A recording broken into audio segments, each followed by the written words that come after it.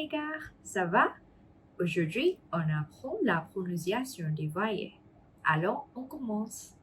အားလုံးပဲမင်္ဂလာပါဒီနေ့မှာဆိုရင်တော့ဒီချိန်နဲ့တူတူပြင်သစ်ရဲ့ vowel sound လေးတွေကိုလေ့လာကြည့်မှာဖြစ်ပါတယ်ဒါဆိုရင်စလိုက်ရအောင်တက်ကအဲ့တော့ပြင်သစ်ရဲ့ vowel တွေကဒါ English နဲ့အတူတူပဲ A E I O U เนาะဒါပဲအတူတူပဲအဲ့တော့ပြင်သစ်လို့ဆိုရင်တော့ A E I O U ဆိုပြီးတော့အတန်ထွက်ပါတယ်အဲ့တော့အခုဒီချေတို့ကပြင်သစ်ရဲ့ vowel sound တွေကိုချေတို့စကားလုံးတွေမှာပေါ့နော် consonant အနေနဲ့ပေါင်းပြီးတော့ဘယ်လိုမျိုးလေးအတန်ထွက်မလဲဆိုတာကိုလေ့လာကြည့်မှာဖြစ်ပါတယ်။ဒါဆိုရင်စလိုက်ရအောင် E ဆိုရင်ဒါ R လို့အတန်ထွက်တာဖြစ်တဲ့အတွက်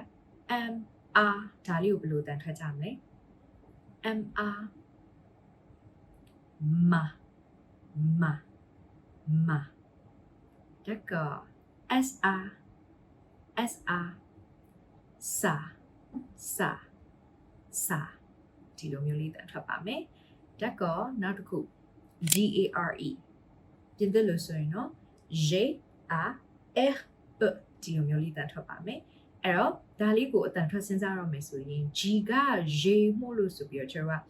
J တန်နဲ့တွားထွက်စရာမလိုဘူး။ consonant တော်တော်များများကဒါ English နဲ့အတူတူပဲအတန်ယူထွက်တယ်ပေါ့နော်။အဲ့တော့ဒီမှာဆိုရင်ကျွန်တော် A က R ဖြစ်တဲ့အတွက် G A R E ကိုစဉ်းစားမယ်ဆိုရင်အတန်ထွက်လေးကဘယ်လိုဖြစ်မလဲ gare gare gare နော် gare လို့အတန်ထွက်ပါမယ်အဲ့တော့ဒီမှာဆိုရင်ကျွန်တော်က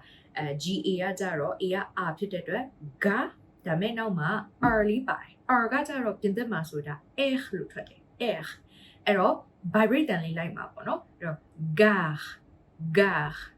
gare ဒီလိုမျိုးလေးအတန်ထွက်ပါတယ်အဲ့တော့နောက်တစ်ခုက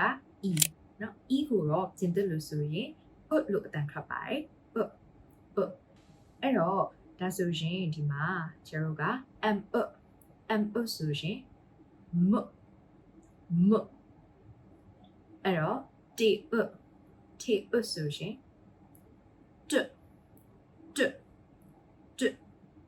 now S ဆိုရင်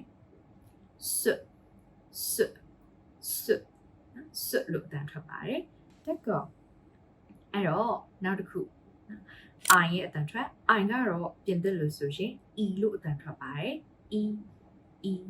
okay အဲ့တော့ EL il SE ရဲ့အတန်ထွက်က C တက်ကောအဲ့တော့နောက်တစ်ခုက O တော့ O ကတော့ဒါပြင်သစ်လို့ဆိုရင်လည်း O လို့ပဲအတန်ထွက်တာဖြစ်တဲ့အတွက်ကြောင့်မလို့ MOT လေးကိုထွက်ကြည့်ကြမယ်ဆိုတော့ MOT ကိုအတန်ထွက်တဲ့နေရာမှာသတိထားမှာက T တန်လေးကို share ထည့်ပြီးတော့ထွက်ပေးစရာမလိုပြင်သစ်မှာက consonant နဲ့ဆုံးနေဆိုရင် consonant တွေကို silent လုပ်ပြကြတယ်အဲ့တော့ MOT မှာဆိုရင်ကျတို့က T တန်ကိုထည့်ပြီးစဉ်းစားစရာမလိုအဲ့တော့ MOT ဆိုရင်